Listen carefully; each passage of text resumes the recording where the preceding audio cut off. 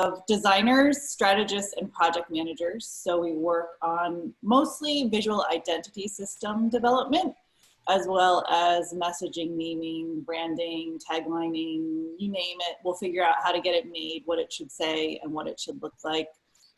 We are a really small cohort. My partner and I had a long career in the design industry before we started our agency. And what we understood was a small, tight team can get work done most efficiently, most empathetically, and most effectively. And so that's how we have built our agency. So you're really working with everybody in the agency when you work with us, and everyone comes to us with different backgrounds and different points of view that all get heard through our process. To that end, we work with a gigantic range of clients, for everybody from the Girl Scouts to the NBA, from churches to, we did MTV VMA logo. So we're really agnostic about who our clients are when it comes to industry, but very deliberate about what their message are and what their purposes are. So because we're small, we can be really discerning in who we take on. Every single project that we do follows the same 4-step process. It's not brain surgery. We always start with research. That helps us kill biases. Our clients come to everything with biases. We come to everything with biases. If we stop and do research, we're able to pull all those walls down and go into every project really deliberately and really well informed. From there, we move into strategy, where we all come together to collaborate as a team and understand what our position on any one idea is. And from there, we move into design and then implementation. Design, everybody knows that's how we make the stuff.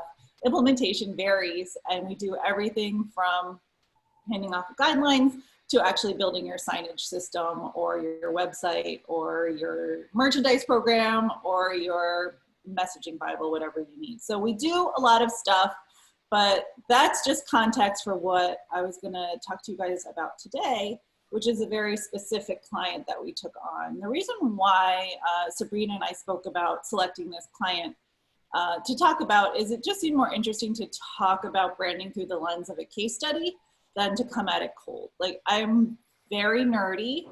I teach this stuff in a graduate program, so we can talk theory in the Q&A. But to keep it just, you know, level set, regular sharing, I'm going to talk to you a little bit about our work with Memphis River Parks Partnership. Memphis is a majority Black city, but the leadership is majority white, the policing is majority white, and the public spaces are not the most inviting. So we have a very long-term client. Champions has been in business for 10 years. One of our very first clients is a woman named Carol Coletta, who specializes in creative placemaking. And what she has done is put metrics to the value of art in public space. She went on to found a place called Art Place America. She works with Night City Foundations. And then she came back to her roots, pardon me, which were in Memphis. And she said, you know, I've been all around the world. I've done all this creative placemaking, but my heart is in Memphis. And I believe there is a change I can make. I believe that if I bring all the learning I've done to the Memphis riverfront, I can actually change this city, and I can bring together these populations that haven't come together in years after years after years. And so she stepped in and took over what was once called the Riverfront Development Corporation. The Riverfront Development Corporation maintained the riverfront. So Memphis is on the Mississippi. It has like 6 miles of riverfront, and it was run by a development corporation and full of blue lights, and nobody went there. It was awful. And so she stepped in and wanted to know, you know, how do I invite people back to the riverfront? How do I encourage interactions at the riverfront? And what can I do with my branding to reinforce all the work I'm doing with my creative placemaking, with my architects, and with my civic placemakers, with my decision makers and policymakers? And so we were really lucky to be the design and branding team advising on this project that had so many different tentacles to it. But what we were able to do is study the work that the architects were doing on how they were going to formulate the place, study the work that the policymakers were going to do around how they were going to provide services in the place. And then this, I'm going to show you a quick little 60-second video of the ultimate branding solution, and then we'll sort of unpack how we got to it.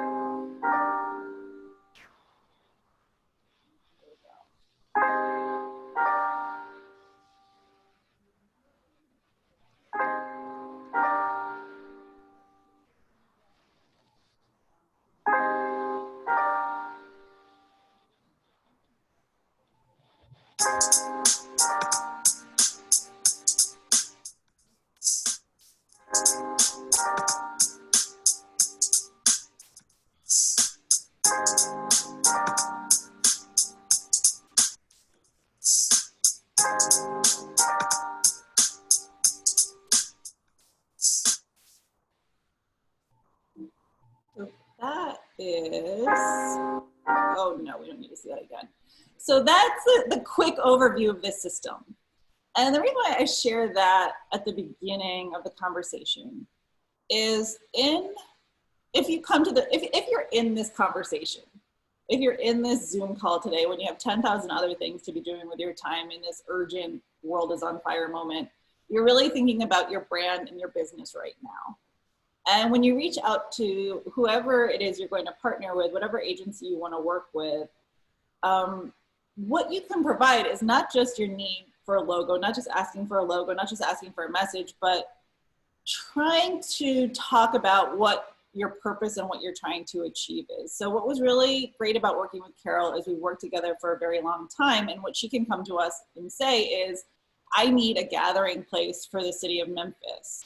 And what we're able to do then is create a whole system of graphics that support the idea of gathering place and not just a logo that says her name. We're able to work with her to come up with the name. So Memphis River Parks Partnership, which you saw in the video, is the name of the organization. Memphis River Parks is what we're calling the actual places. And being able to create a mark that draws out the parks themselves was our opportunity to start teaching people what was available. What we found in our interviews was that when you ask people about the Memphis Riverfront or the Memphis parks, there was only one park that they knew about, Tom Lee Park. It had a lot of stories attached to it, and they didn't realize that there were all these other parks and how great Tom Lee Park actually was. And so to be able to draw that for them a logo that demonstrated the park system was able to do communication without any words being necessary. So right there, creating the mark, it was a bigger system than just a word mark. We were able to deconstruct it. So this is a little kid's t-shirt that you can see kids running around the riverfront in now. And their business cards here have all different 5 park districts on the back of them. So already reinforcing this idea that there's more places to go to, more places to welcome you, places to come hang out. All of the gesture, every typeface was selected to sort of have this subconscious operation on you. So a lot of design is happening on this subconscious level. People aren't looking at it and going, oh, look at that R looks like the loop on the riverfront. But once you see that loop on the riverfront and you see that R together, you start to think, oh, that's familiar. Why is that familiar to me? Like, are they doing a thing? Also, you have these arches, which remind you of the bridge over the center of the river, the motion of the water, and the gestures in Memphis. From there, what we know is we have to understand the touch points. So we're creating a logo for you, but where are you going to see it? So when you're going and you're hiring people, you want to let them know, this is where I'm going to put my money after you give me the logo. You're going to give me a logo, I'm going to invest in t-shirts. You're going to give me a logo, I'm going to invest in my website. You're going to give me a logo. The only thing that matters is that it looks awesome on Twitter. If your vendor knows that, then they can design for the conditions that you're facing. So what we knew is that Memphis River Parks needed a really dynamic website, but it needed to have a personality. Like, this place used to be called a development corporation. So we needed a little bit of fun, a little bit of serendipity. So when we built this website for them, we did cute little things like if you get an error page, then you get a cursor with the text trailing it. Or when you log on to the main page, we have a nice little dynamic navigation to find out where you're going. But we kept it all super efficient because, like many of you, I'm guessing they didn't want to put all of their money in their website or in their branding. So we also have to work very efficiently. this is a decision that we have to make every time that we partner with a nonprofit or a mission-driven organization, which is you only have but so much money to spend. How much are you going to actually get back from the design? How much are you going to get back from the branding? How much are you going to get back from the web design and functionality decisions, so that you are spending it in the right place instead of just investing it directly into the community that you're serving. One of the really big things we knew we needed to leave them with was a series of templates for their social media communications. Knowing in-house who is going to be implementing the design is a huge part of our partnership. When we say we do research and strategy, understanding how design gets made is a very big part of that research and strategy. We want to know who in your team is going to take this over when we go away. We are consultants, so we never get to work with somebody forever. We need to know who's going to take it over, how much time they have to spend on it, and what their capabilities are. Should we be giving you Photoshop, or should we be giving you Canva? Or really, are you just going to be typing text into Twitter and it needs to be able to come through messaging and voice? Those sorts of things, if someone's not asking you, shout it to them before they give you designs, because we can make anything look amazing. The question is, how are you going to be able to make it look when we hand it off to you? That's what we always want to know. And then from there, what we're able to do is blow it out to the most meaningful experiences. So when we're designing for a physical location, it's building these sorts of signage moments that welcome you down into this space. And knowing that when we're creating the identity, it's going to have to live in this sort of condition in this specific place. So you can actually see the arching bridge behind the arching type, where you see the loop, where you see the R. And it's just all these subconscious reinforcements of moments, of physical conditions, and of brand characteristics that all come together to work and reinforce your message and communication. So what I would really advocate for, as you're starting to think about your brand and your visual identity, is what places it's going to be seen, how it's going to be made, and what the outcome of all this investment really is. And if you can package those three things together when you're reaching out to your agency, you're going to be able to give them information that really puts together an effective package, not just a cool package, not just a beautiful package, but one that hopefully helps you create the change that the world needs right now, because those are the people Sabrina's investing in, and those are the people we want to support, and those are the people on the call today. So I hope that helps frames out some questions you can ask me during the Q&A, and I look forward to talking about it. So thank you for having me. And then while we transition, I dropped the link behind the Fast Company piece on the story behind the Memphis City waterfront. If folks want to read more about this case, that's in the chat. Okay, Cheryl, after you.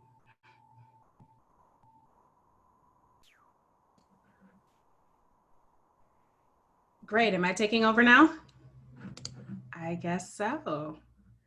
All right, so my name is Sherelle Dorsey. I am the founder and publisher of The Plug, also known as tpinsights.com. So I report and write, we are digital news and subscription-based platform reporting on the Black tech innovation economy. So everything from startups to investors to everything kind of going on from a subset of how technology shows up in society. I'm going to go ahead and kind of share my version of branding and storytelling and sort of how we approach our work, but primarily from a lens of personal narration. I'm very much like you, Jennifer, in that I'm very nerdy. I knew that I wasn't going to be able to launch or kind of do things in the traditional media way in terms of being a cool kid.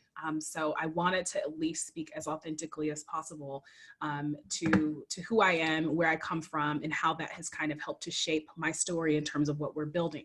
So I think, of course, in this climate, in this pandemic, and sort of having to have such a digital workforce in the digital business environment, it's super important for us to really show up in a way that is highly authentic. So my presentation will kind of really go through that kind of personal narrative, shaping and forming. We'll also kind of talk about, you know, how do you do more inclusive storytelling and reporting and starting to connect with communities, particularly communities of color, and how do you dignify and amplify, because we have a lot of like poverty porn and things that kind of take shape, I think, a lot. And a lot of us are also being reached out to from different publications to talk about kind of the perils and the disparity, but we don't get a ton of that like amplification of the great things that are taking shape in our communities. So I like to kind of just start with like who I am and kind of what my narrative has been. So I've been covering Black communities since 2012, kind of first starting off in a freelance capacity for folks like Fast Company, Columbia Journalism Review, Essence, Vice, what have you. And I founded The Plug in 2016. So it's been about 4 years. We started off as kind of just this like obscure digital tech newsletter that just wanted to see Black and brown voices in the news cycle related to tech and innovation on an everyday basis. I didn't necessarily intend to create a media company, and I definitely didn't intend on creating a business, but because the need was there and I was really enjoying the work as both a technologist as well as a journalist, it kind of felt like right to continue the process. So I also like to tell people I'm from the town. I'm originally from Seattle, and I tell this story about being raised on MS-DOS and Tupac because that was essentially like the first computer operating system we had at home. I was raised in the Black community in Seattle, which was a very small percentage of the population of Seattle, but nevertheless there. We had entire communities designated towards the amplification of Black and brown voices that have completely been pushed out at the result of ongoing gentrification and of course like tech company spread. I was raised in an environment where Black and brown and female engineers and computer scientists converted old storefronts and turned them into computer learning centers. So in high school, I learned how to code. I learned how to take apart computers, put them back together, set up servers. I essentially became the kind of default tech support in my family and in my community. And that's significant because every summer I worked at Microsoft. So I have this photo of me at 14 in my office working at Microsoft. And of course, like I tell my story because it's so multifaceted and multidimensional. And this is exactly why I do the work it is that I do, because I understand that we are multidimensional, multifaceted innovators and creators. This is my grandfather, you know, who I have this photo of him holding my master's degree from Columbia because my grandfather didn't graduate from high school. He went to electronics school, ended up working for Boeing for a few years, King TV, but his story is so significant in the history of American history because he is, you know, a Black man from Birmingham, Alabama, who migrated north during the Great Migration and continued to try to escape systemic racism and systemic discrimination, you know, had bought a home, had children, a wife, and, you know, at the age of 35, still was not able to vote. And so I always start with him because he was the one that bought us, all of me and my cousins, our first computers. And he's the one I continue to call Inspector Gadget.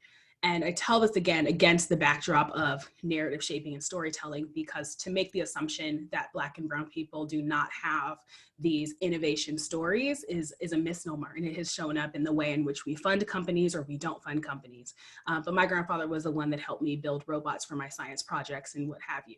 Again, not having a high school education, you know, being a Black man from the South, escaping some of the horrors of that. And today, you know, having children that have completed their education and doing the things that we're doing now in the world, I pay homage to him. So when we talk about language, one of the things that has really driven The Plug and sort of the impetus behind why we've done our work has primarily been because the language that has been used traditionally to talk about Black people, particularly in high growth, high tech spaces, has been one of more so disparity. Of course, like the data has shown, some of these things are true. However, we don't get complete stories, right? We have, you know, sort of these kind of bad headlines. Facebook's Black employees, you know, still 1.5% of staff despite diversity gaps. When when tech companies started to release some of their data in 2013, 2014, the stories that drove the conversation were all about how Black people are missing from the conversation. And I think it distracted us. And we have to understand that language can either build us or it can break us down. And I feel as though we did not have a ton of nuance in terms of the kind of conversations we were presenting.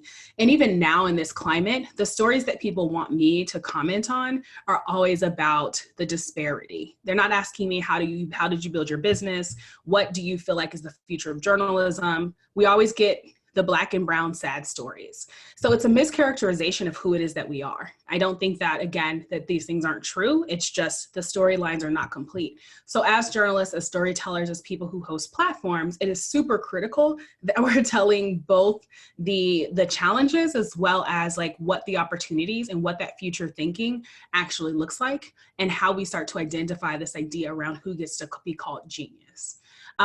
We also can't completely do these like cut and paste press releases of like mystical minorities, right? Like this mystical, like, oh my gosh, like look at this, you know, Black woman who like is changing the game with X, Y, and Z. There's a lot of like, oh, this is the first such and such to be in this position after 135 years. Again, these things may be true, but they're not necessarily honorifics, because for me, when I see things like that, it actually makes me feel really sad, because it's like, wow, like leadership was lacking, discrimination was so bad that like this person being in this space for the first time, I actually feel really bad for them, because they're going to have to go through a lot of BS in order to effectively do their work. Or they may be mischaracterized as someone who is fulfilling a quota instead of like their credentials, their work has actually been on there. You also see at the bottom of my slides, I always have like a rap lyric, because I got to stay true to the game. How else do we approach this as storytellers, right? How we think about our work in terms of eliminating this idea of and minding our assumptions around like what we might assume are stereotypes. I put this image up here of Brian Brackeen, who is actually a mentor and a friend of mine. And prior to us meeting, he actually founded Kairos, the facial recognition software company, which ended up becoming such a very controversial story, because Brian was outed from his company because he was not willing to sell that surveillance technology to the government to use nefariously against Black communities. And part of that story and that narrative as well is Brian comes from a middle-class household. His parents were doctors and psychologists. He grew up in the suburbs. And the story that larger publications wanted to tell was this kind of like rags to riches. And he's like, no, like, and I was an Apple executive, like I had the road paved for me. And so again, like we have to test our assumptions around what we think, again, what genius actually looks like and where it comes from, because no group is a monolith. We all have our different kinds of stories. We all have our different kinds of upbringings. I had a single parent. You know, I grew up with a single parent. My grandfather, you know, lived 2 minutes up the street. My aunt lived perpendicular to him. It was a very clustered community. So even though my mother was a single mom, it didn't mean that I lacked for anything. My mom was a homeowner, but you wouldn't know that if we're not asking those kinds of questions. So minding our assumptions, and again, that power of language is going to be so, so critical. Again, like what do relationships actually look like with the communities in which we're reporting on or we're serving? Are we kind of dropping in and parachuting, which as a journalist, like I know that sometimes we don't have enough time to cultivate those relationships. I think especially when we're talking about this new digital environment that we're in, you know, it's going to be kind of hard. So how do we harvest relationships in a way that are authentic, where we're checking in on communities, where we're asking to be part of the conversation, maybe where we're reaching out and we're actually bringing people into the fold of what the work that we're doing, so that they also get to know us and know that we're not just kind of coming there to like rape and pillage, right? For lack of a better term. And then also like, what do those information values and that agenda setting actually look like? So what are the kind of stories that we're trying to get at? If we're only reaching out to people when a tragedy strikes, what does that say about our editorial judgment in our process? What does that say about our values, about what kind of information we're trying to gather on certain communities? I can't tell you how many interviews I've had in the last 2 weeks just to talk about racial injustice. And it's like, at some point, y'all, like, are we not exhausted? Because when I think back to my 87-year-old grandfather, this has been the story of his entire life. These things are not, you know, an anomaly, unfortunately. So again, and just going back to Tupac's quote, you know, that even the genius asks us questions. Like, a lot of us are very well seasoned in the work that we do, but that mindfulness always has to come into play. And sometimes it means stepping outside of our work and asking others as well, like, what part of the story am I not seeing here that I can ensure that I bring into the fold? And that, again, fits across the board from a branding and strategy perspective, because when we look at even content marketing, we have to be able to tell stories that are complete. And, you know, I always say, like, don't be basic. Like, it's so easy to kind of go to the surface and just kind of ask what's obvious. But when we start to look at the actual research that shows that, like, Black and Hispanic people are highly engaged with media. And it's unfortunate because we don't have a ton of representation across the newsroom. We don't always have our stories told in a way that's dignifying. A lot of times, like, again, we don't have that level of representation. But the reality is, like, we are hyper engaged, and the data shows that. So whether we're looking at the Pew Research information, the reality is, like, we continue to be engaged. This is how we stay informed, especially within our communities. So we know that the resources and the information that's out there is being viewed. So you know, I've had some conversations with different journalists at various conferences, and, you know, this idea that, like, we're not paying for news because, you know, we're too poor is completely off base. It's off center. We're not seeing individuals who either look like us helping to shape the news, or brands that are actually considering the totality of our stories.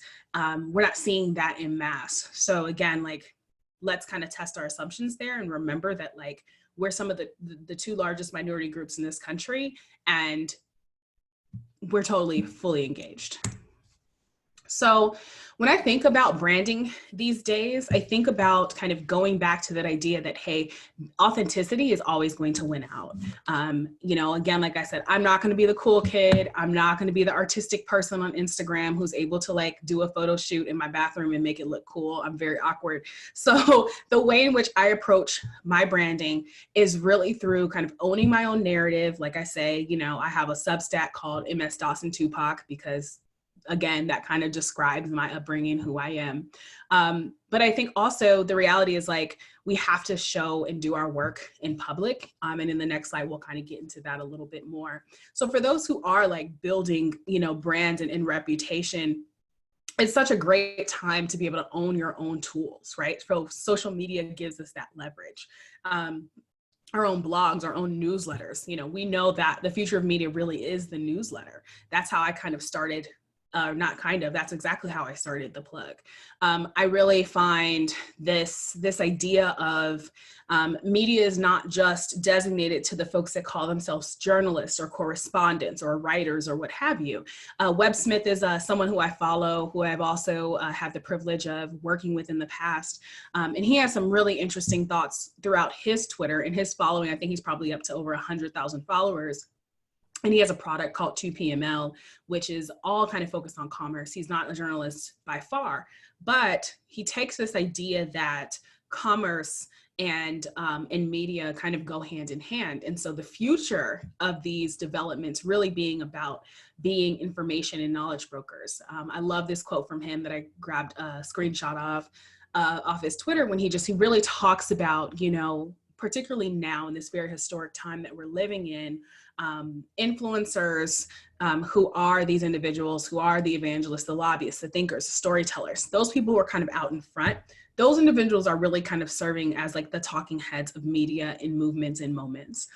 And so at the end of the day, looking at and redefining marketing based on sort of, like, who are the strongest voices from an activism perspective, like, that completely makes you think differently about, like, what leadership looks like within the newsroom, within the content marketing firm, within our own firms, in terms of, you know, how we're running our communications. I kind of strung my bio here just very quickly because I also find that, like, my personal branding is so much attached to my brand and why people come and gravitate towards TP Insights. People also want to know, who are the people behind the work? What is your personal story? And being able to have that kind of personal relatability is super, super critical. So I also like created a bit.ly, like Sherelle Bio, so people can access my bio, my headshots for whatever it is that they need. It's like having these packages as tightly and available as possible with the technical tools that we have are like, you know, beyond critical in these moments and within these movements. Again, you know, I think smarter branding also means like associating with people who are going to be at the top of the field, potentially those who are adjacent to the industry, potentially those thought leaders that you can kind of either bring into conversations like this, or host for various like conferences, what have you. Those kind of associations and affiliations are super critical because it helps to strengthen your brand, be that your company, your newsletter, what have you. Those kind of associations are super critical. You know, potentially even like just interviews for your podcast. Those are the kind of things that like to help you to tap into new audiences, gain some different kinds of visibility, and spaces for sure where I feel like if you're trying to develop strong relationships, core relationships with communities, you can invite them into your spaces, and allow this idea of passing the mic, so that you can hear and create a diverse spectrum of your content.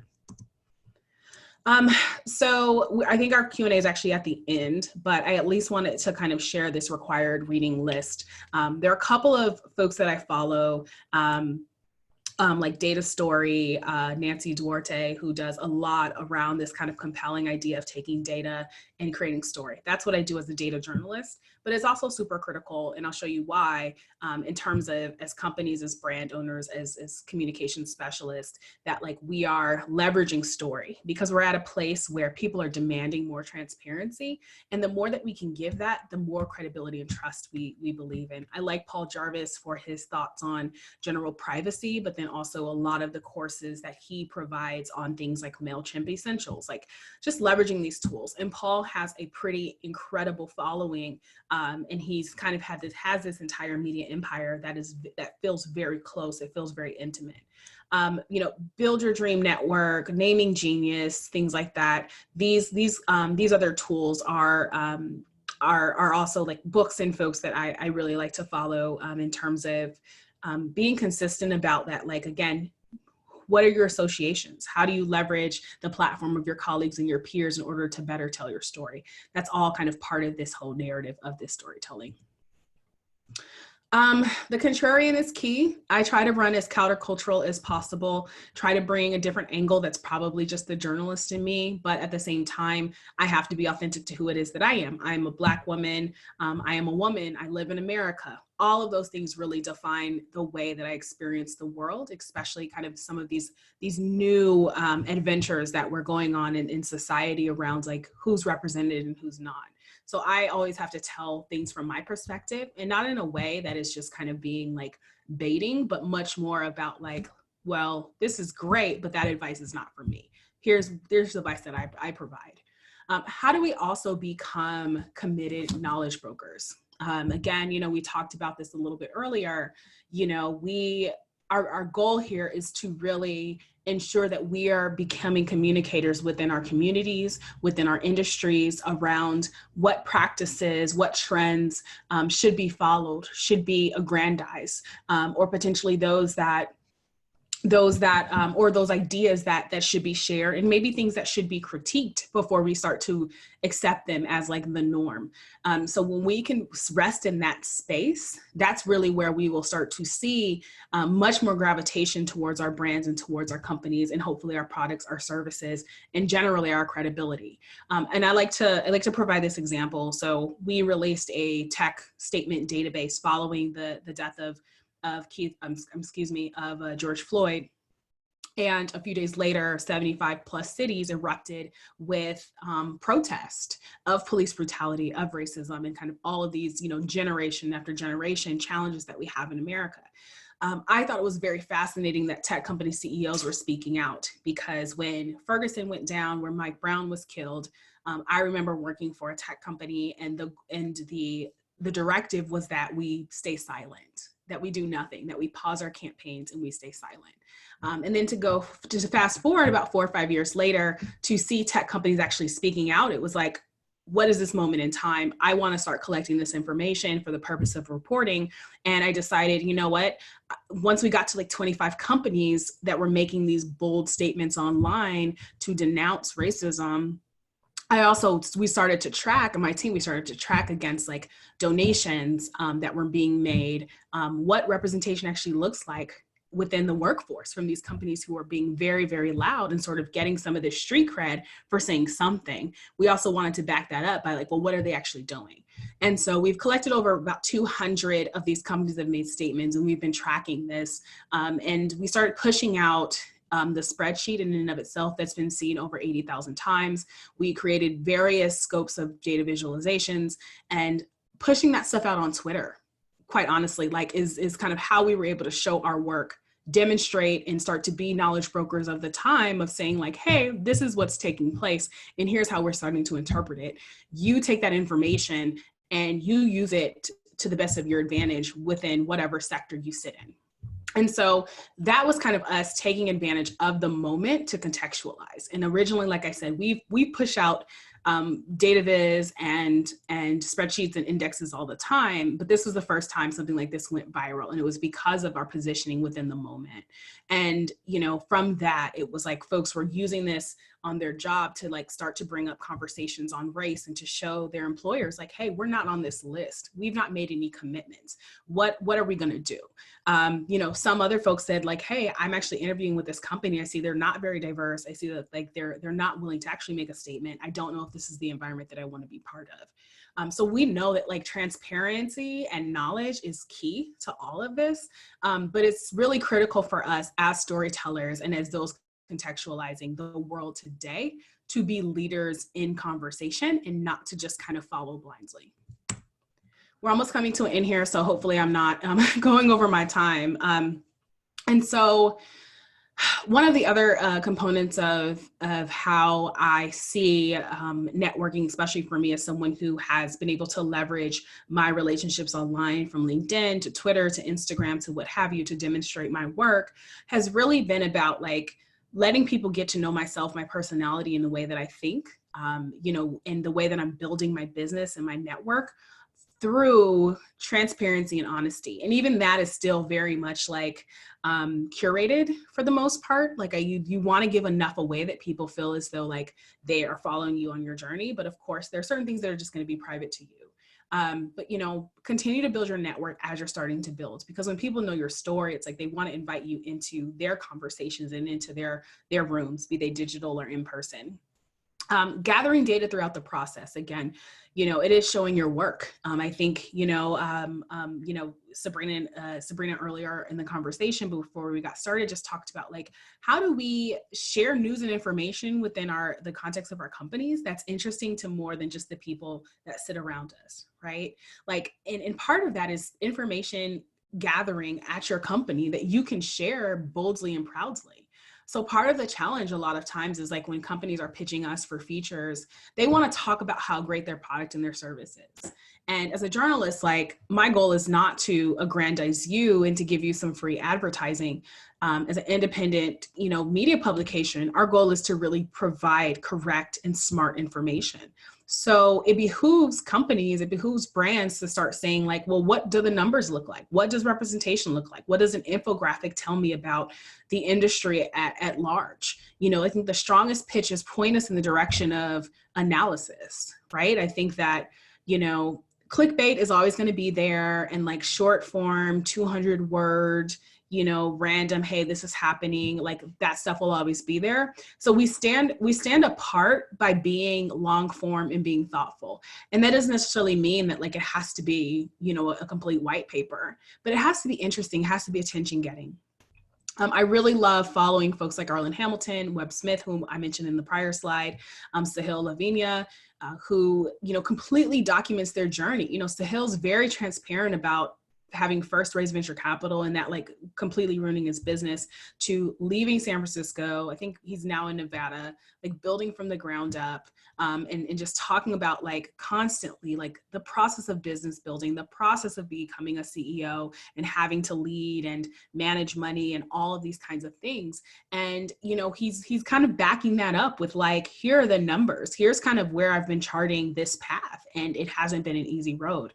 And then I think also, again, like, you know, introducing your work in a very meaningful way. And I think that the more that we start to tap into that, you know, as founders of our own, of our own experiences and the work that we're producing, you know, it's super, super important that that we are making introductions, you know, be that, hey, I followed your work on this. I thought this was really smart. You know, here's some things I'm doing adjacent. You know, if you have time, you know, I'd love to hop on a 10-minute call. You know, I think right now, like we can't do the coffee meetings, right? So how do you make an introduction of yourself and show and demonstrate value to the people that you are looking to connect with, who I think at some point will add some additional brand value and visibility for your company. So I think in it all, again, you know, that whole network equals your net worth. I think net worth beyond the idea of currency solely being financial, but more so around like cultural currency, especially during a time where, again, you know, conferences for the foreseeable future are going to be heavily restricted. So how do we do this in a way that continues to introduce our brands to the world and our messages to the world, but doesn't necessarily take away from the thought of people meaningfully engaging with us? I wanted to kind of quickly go back to this idea of like who we call genius, just again, as a reminder that, you know, we always kind of refer to people or, you know, innovators as like the next Mark Zuckerberg, the next Elon Musk. But it's like, I want to get to a place where I can tell my nieces and my godchildren that, hey, maybe the next Savitra Wilson, who's raised over $9 million in the Series A, who builds platform technology for foundations and family offices to be able to much more efficiently distribute resources to community organizations and also gather that data back to understand how their dollars are impacting the world. Or a Tope Atuana, you know, who based here in Atlanta, where I'm currently living, who created Calendly and, you know, had some very challenging times, you know, building out a company with VC dollars, and eventually just kind of was like, screw it, you know, I'm going to take the money from my 401k and continue to build this company, which is now a multi-million-dollar company, you know, over probably 60, 80 million users, and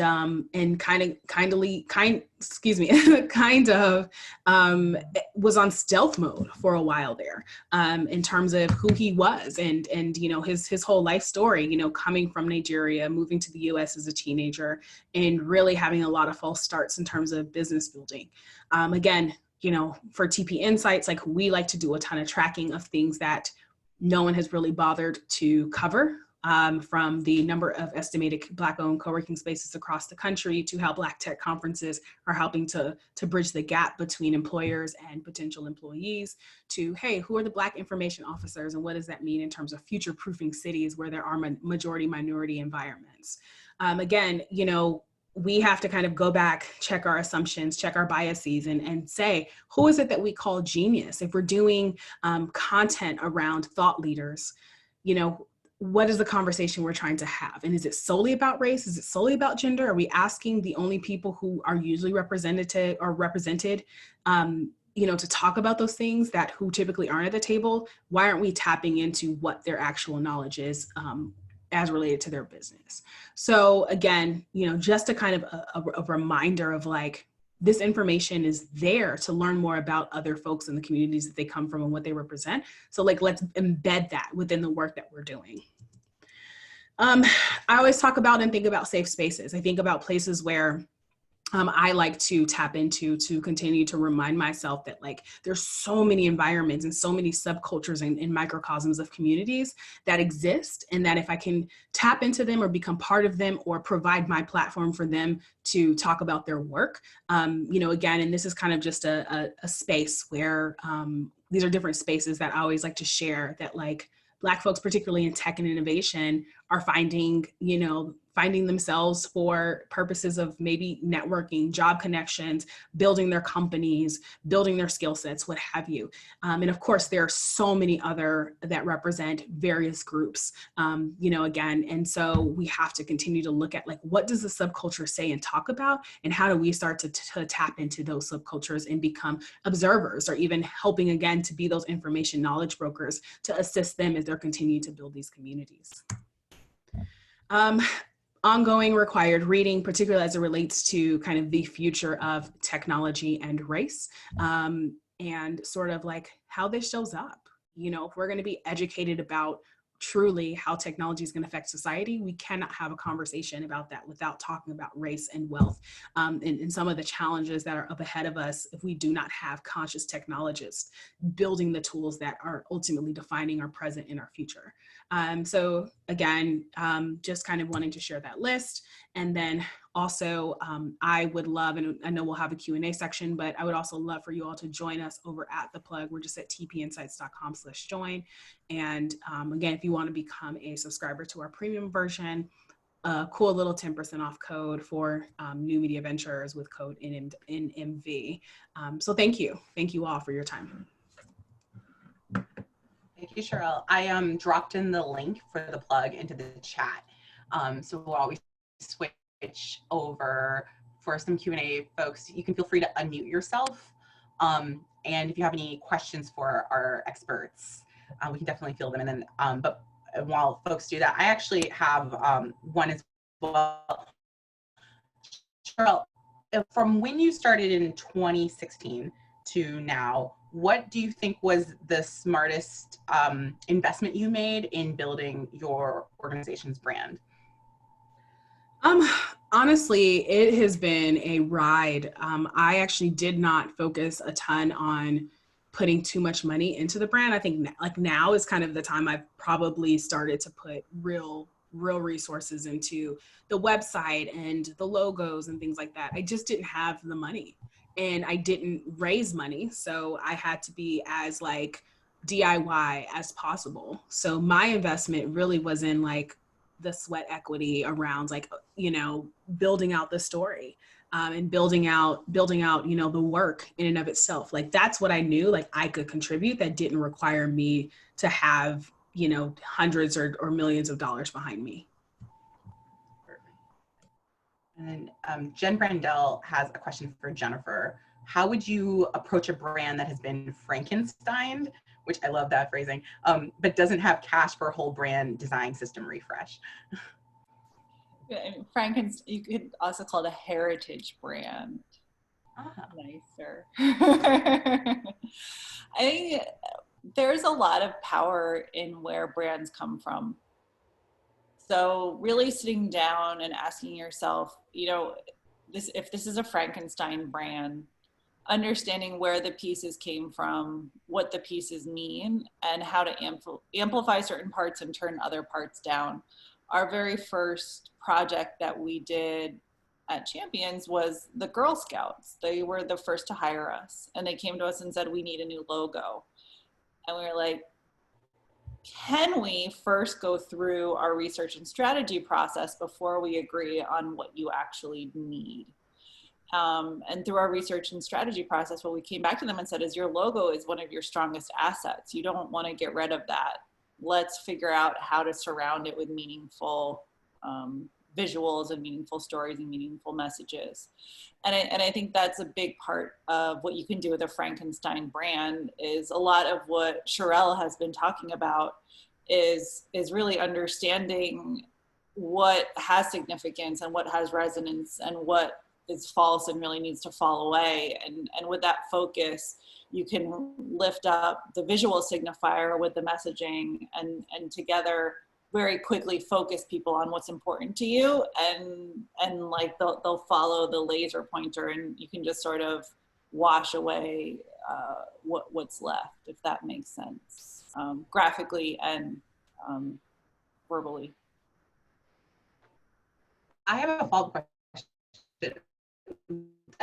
The Girl Scout project, did you end up doing a full redesign, like full brand refresh after you did the research? We did, yeah.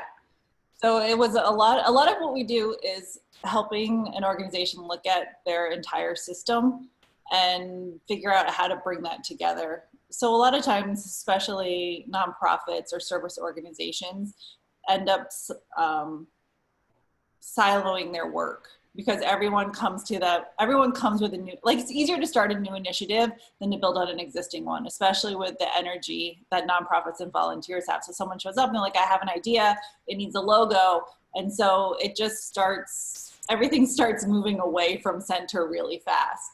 And a lot of times the benefit of bringing in a brand consultant is we can sort of real talk you back in to the center to find your power. And that was a lot of what we did with Girl Scouts, was going in and taking all of these hundreds of logos and bringing them back to the center. And on our website, I can post in the chat a link to the case study. And if you scroll all the way to the bottom, you can see our brand architecture work that we did for them, where you can see how they had this proliferation of logos and it came back to center.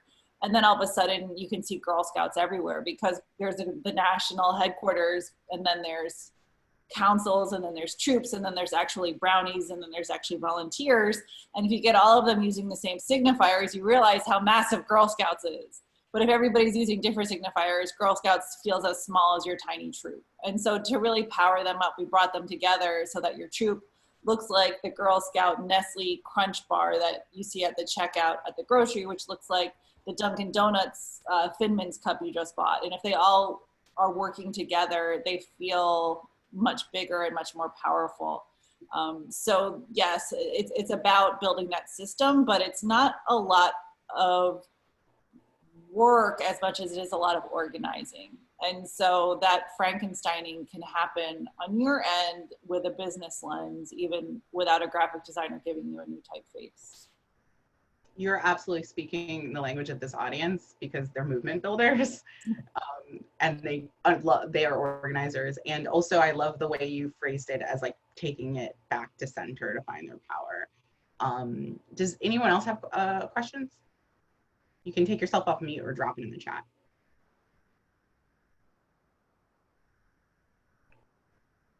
Cool. I have another question. I think it's a really great pairing to have you and Cheryl in the same session because, excuse me, I'm busy, especially because I feel like Cheryl, you are our founder, like you are the profile of someone who's like telling the story, building your brand as you're building your organization and telling the story of what you're doing as you're doing it and building in flight. There's usually a stage where founders need to then pause and then figure out how they want to tell their story moving forward and invest in bringing in experts like you, Jennifer. Is there like a staging area or like a maturation of an organization or a campaign or a moment where you would recommend they do that kind of time? It seems really like a big time investment and then an organizational investment. In the branding? Yeah. That is a great question. I find my best partners are the people who are in a moment where they want to give time to the branding process. So when you want to invest your mind space in it, when you want to invest your time in it, to me, that's a perfect moment. We've started with organizations before they existed. So someone sending like, I have this data graphic, I'm going to turn it into the first women's voting organization or something like that. And we'll go with you through that whole process through our research and strategy. And I think where I teach is the School of Visual Arts design program, and it's called Designers Entrepreneur. And so what I'm actually teaching is my designers how to launch businesses. And so in our work as a branding consultancy, we'll actually take our clients from idea to product launch very deliberately, almost like leading them through a graduate thesis course. So we can start at any point. The question is when you're going to have patience for us, because we do require time. We can't just go off and work without talking to you. We can't go off and work without picking your brain and understanding how you want to tell your story. We need you to sit with us and help us get to know your industry and get to know your processes that you're going to have in place when we leave. And so I think, to me, we can go at any point. It's just when you're ready, and also when you're ready to commit. I think one of the hardest things is to have someone call us when they're still searching for their story and they don't know what they want to do. We can't make you something you're not.